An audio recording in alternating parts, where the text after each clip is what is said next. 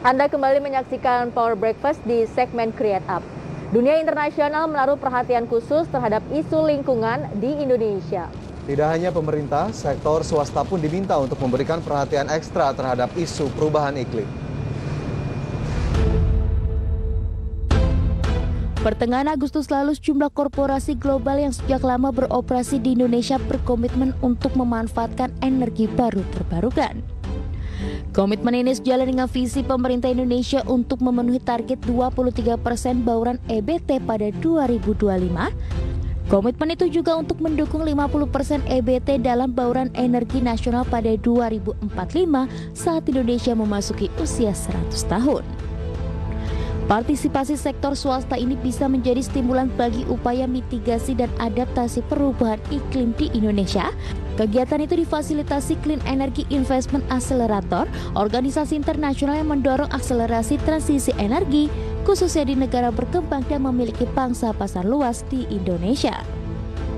Keterlibatan korporasi global dan organisasi independen adalah sinyal besarnya perhatian komunitas internasional terhadap upaya pemerintah Indonesia mengatasi perubahan iklim. Kebijakan mitigasi dan adaptasi perubahan iklim akan sangat berat jika hanya ditanggulangi pemerintah. Dibutuhkan partisipasi non-state aktor atau NGO, lembaga riset, akademisi, perguruan tinggi, sektor industri, bisnis, dan lainnya.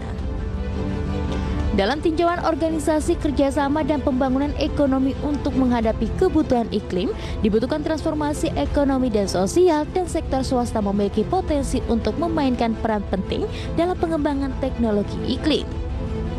Lalu bagaimana dengan tren bisnis ramah lingkungan di industri kreatif Indonesia? Simak perbincangannya hanya di Power Breakfast.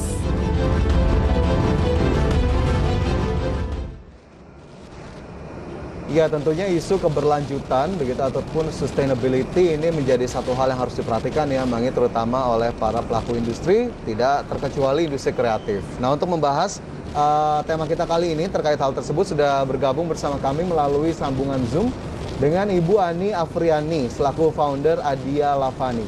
Selamat pagi, Bu Ani. Selamat pagi, selamat pagi. Apa kabar, Bu Ani? Sehat? Sehat, alhamdulillah. Sehat, alhamdulillah, luar biasa. Ya, ini terima kasih banyak sudah berkenan bergabung pagi ini, Bu Ani, ya, bersama Fajar dan Mangi di studio. Terima kasih sekali atas kesempatannya. Ya, Bu Ani ini membicarakan soal keberlanjutan begitu ya, isu keberlanjutan, terutama dengan pelaku industri, termasuk industri kreatif. Ini sebetulnya jika kita lihat apa kemudian pentingnya keberlanjutan dari sisi pelaku industri kreatif. Oh ya, itu pastinya sustainable development kan dari mana-mana milenial. Semua orang membicarakan ini, dan ini adalah salah satu juga tujuan dari Paris Agreement ya, untuk semua orang menggunakan atau lebih aware dengan lingkungan, lebih aware dengan pemanasan global. Nah, salah satunya yaitu sustainable development dalam industri. Kenapa saya tertarik di industri kreatif? Kenapa saya tertarik di sini? Karena kan ekonomi, lingkungan, sosial itu harus jalan bareng. Jangan sampai ekonomi itu yang maju sekali, sosial ditinggalin, ataupun lingkungannya juga ditinggalkan. Nah, sinergi ketiga unsur ini itu penting untuk semua sustainable development. Dengan menggunakan semua bahan-bahan yang dari alami, dari hutan, itu kan akan membantu proses dari sustainable atau produk yang kita create atau kita hasilkan itu juga berpengaruh dalam hutan. Terus faktor sosialnya sendiri pastinya akan membantu masyarakat sekitarnya. Untuk itu saya berkomitmen untuk melakukan langkah kecil apa yang bisa saya kontribusi terhadap lingkungan ini. Nah, itu saya kemudian masuk dalam eco-fashion industry yang Adia Lavani saya punya sekarang ini. Oke, jadi memang menurut Bu Ani sendiri isu sosial, ekonomi, dan lingkungan ini harus berjalan beriringan ya, Bu. Ya, Tapi benar sekali. Oke, tapi Bu Ani sendiri melihat gimana sih, udah banyak belum nih para pelaku usaha di industri kreatif yang mulai sadar terkait dengan keberlanjutan lingkungan ini? Oh, sebenarnya dalam 10 tahun ini sudah sangat bagus. Semua orang-orang generasi milenial ataupun pekerja ataupun di perkantoran lah, semua orang tuh udah sangat aware how to use the eco-fashion. Tetapi masalahnya semua produk-produk itu nggak murah, sorry. Barang-barang itu mahal semua untuk membeli sesuatu yang berkaitan dengan natural. Itu harus saya akui. Umpamanya dalam 100.000, saya tuh hanya menghasilkan 8 meter. Sedangkan dengan pewarna kimia, dengan 12.500 menghasilkan 30 meter. Dapat dibayangkan kan, berarti harga dari produk-produk eco-fashion itu sangat gak murah. Nah ini yang sebenarnya daya beli kita sangat jatuh sekarang. Padahal 5 tahun sebelumnya tuh lumayan sangat tinggi sebenarnya. Kayak saya tuh memproduksi baju sekitar 400 pieces per bulan dan itu selalu sold out. Sekarang 2 tahun ini ya tentunya karena dampak pandemi, 50 baju sebulan aja sudah sangat untung ya. Dan saya rasa ini semua orang-orang di fashion industry mengalami hal yang sama, malah penurunannya bisa 80-90%. Oke, tapi meskipun ada penurunan Bu Ani, apakah kemudian ada perbedaan antara produk industri kreatif yang ramah lingkungan dengan yang belum ke arah sana? Apakah demand-nya agak sedikit berbeda dari kedua produk tadi? Oh iya, tentu saja Mas. Harga produk yang sustainable lingkungan atau yang menggunakan pewarna alam itu bisa 10 kali dari harga yang produk dengan kimia. Dapat dibayangkan kan, kalau dan saya tepatnya itu menggunakan platformnya tuh offline. Online itu kita tuh kurang sekali. Kenapa? Karena produk 600.000 itu orang-orang tuh masih cenderung untuk dipegang. Dengan banyaknya mall yang tutup, tentunya industri saya ini sangat berdampak. Sedangkan saya berusaha mengangkat mati-matian untuk melalui platform e-commerce, tapi harus saya akui emang masih sangat jarang orang-orang yang mau mengeluarkan uang 600.000 membeli produk secara online. Itu tantangan sendiri sih buat saya saat ini, how to solve our problem. Oke, tapi maksudnya adalah demand-nya masih cukup, meskipun tadi ada penurunan, masih cukup tinggi tidak sih terhadap produk-produk berbasis ramah lingkungan ini, Bu Ani, ataukah justru akhirnya ya cukup jauh jika dibandingkan dengan produk-produk yang belum menggunakan tagline ramah lingkungan, sehingga akhirnya kerja kerasnya harus lebih ekstra untuk memasarkan produk-produk ini? Ya. Tentu Mas, sangat-sangat jauh sekarang ini, karena sebenarnya produk-produk seperti kita ini, kalau saya ngomong dengan teman-teman yang berkecimpung di sini, yang tutup tuh banyak sekali, yang akhirnya merasa ya udahlah orang-orang udah mendingan beli 50.000. Nah, tapi produk-produk ini tuh punya pasar atau market tertentu. Challenge dari kita ini juga harus model baju ini harus long lasting, bisa dipakai dalam semua kesempatan kapan aja, karena orang-orang yang mempunyai ini pasti stigmanya tuh udah berpikir gini, aku beli satu aja tapi aku bisa pakai untuk meeting, aku bisa pakai untuk outing, maksudnya akhirnya mereka mengeluarkan 1 juta gitu. Nah ini ada, pasarnya tuh ada, dan biasanya ada. Kita lihat kampanyenya, saya sebut merek boleh nggak? Ya silakan saja, boleh. Oh ya, kayak Sejauh Mata Memandang, Kana, itu kan mereka sangat-sangat berkomitmen sendiri dengan environment. Jadi, dan itu pasarnya ada banget gitu.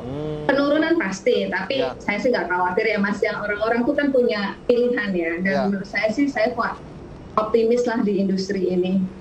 Oke, jadi memang ada peningkatan kos produksi terkait dengan industri kreatif yang memikirkan tentang keberlangsungan lingkungan gitu ya, ramah lingkungan. Tapi mungkin strategi yang dijalankan oleh Bu Ani supaya konsumen ini tetap berminat membeli produk yang Ibu jual itu seperti apa? Oh, strateginya yang pasti campaign brand awareness dari eco-fashion itu sendiri. Terus habis itu kita lihat dampaknya ke depan ya. Pasti menggunakan produk alami dengan produk kimia ini dipakainya juga beda. Rasanya tuh dingin, anyep. Apalagi Jakarta, apalagi Indonesia ini kan panas ya sekarang ini. Itu produk-produk kayak dengan katun Primissima, katun Royan yang premium, ataupun Tencel, itu tuh benar-benar tinggi banget. Orang-orang tuh udah mulai aware, oh iya ya kalau aku kepanasan aku harus pakai baju yang kayak apa. Nah, hal-hal yang kayak gini tuh harus saya campaign terus itu pertama yaitu brand awareness-nya dari eco-fashion, terus menggunakan produk-produk yang pakai serat dan lain-lain itu. Ya, salah satunya pasti dengan media sosial, teman ke teman, dan bantuan pemerintah lumayan ya. Di sini saya bilang, saya tuh punya satu big client ya, namanya satu bank yang selalu menggunakan produk-produk kami untuk merchandise atau souvenirnya. Nah itu kita harus kreatif banget. Kalau baju nggak dapat, kita harus masuk ke instansi atau institusi untuk gimana kita tuh juga harus kampanye. Karena menurut saya sih pelaku kampanye orang yang paling penting adalah mode to mode atau apa orang-orang berbicara tentang produk kita. Oke. Nah ini juga tadi menarik terkait teknologi pewarnaan ramah lingkungan yang ingin saya tanyakan Bu Ani. Apakah kemudian ini membuat biaya produksi menjadi lebih tinggi dan bagaimana formulasinya terhadap harga produk? Tapi nanti ya kita sambung usai jeda. Dan pemirsa Create Up segera kembali sesaat lagi, tetap bersama kami.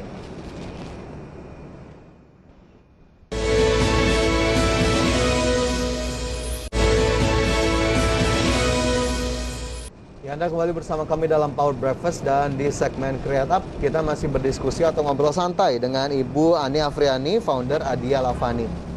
Bu Ani tadi menyambung pertanyaan saya sebelumnya, bagaimana kemudian teknologi pewarnaan ramah lingkungan ini terhadap produksi? Apakah kemudian biaya produksinya menjadi lebih tinggi akhirnya? Iya, biayanya pastinya lebih tinggi. Tapi ya nggak worried ya, karena kami itu sangat tradisional, menggunakan benar-benar dengan cara yang manual sekali. Mungkin comparing dengan cara printing dan lain-lain kan itu beda ya Mas ya. Tapi dibandingkan dengan cara yang memakai kimia, tentunya kami lebih murah. Yang mahal adalah bahan baku dari produk itu sendiri yang mengakibatkan harganya jadi mahal. Dan semua dilakukan secara manual, cara kita menjahit, menjelujur, semua dilakukan oleh orang-orang di kampung saya. Saya mempunyai 10 sampai 15 orang, para ibu-ibu gitu tetangga saya yang selalu datang mengambil bahan untuk melakukan jelujur, melakukan menjahit dan lain-lain untuk bisa saya produksi ke pewarnaan selanjutnya. Jadi secara garis besar saya juga membuka lapangan kerja di sekitar rumah saya atau di sekitar workshop saya itu.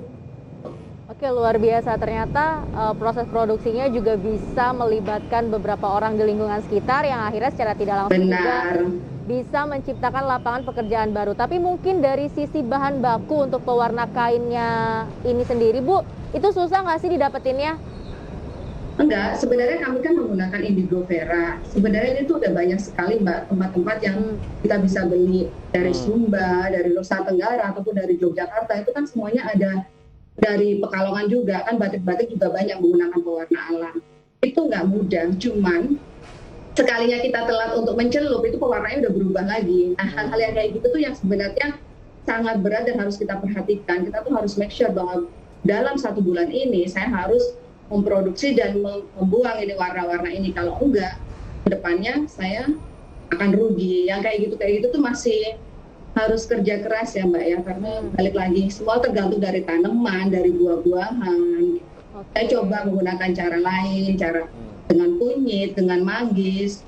Ya saya lagi coba itu untuk selalu berusaha expand apa yang akan kita kembangkan, nggak cuma dari indigo vera aja, tapi mungkin dari buah talang dan lain-lain. Ini semua masih dalam riset.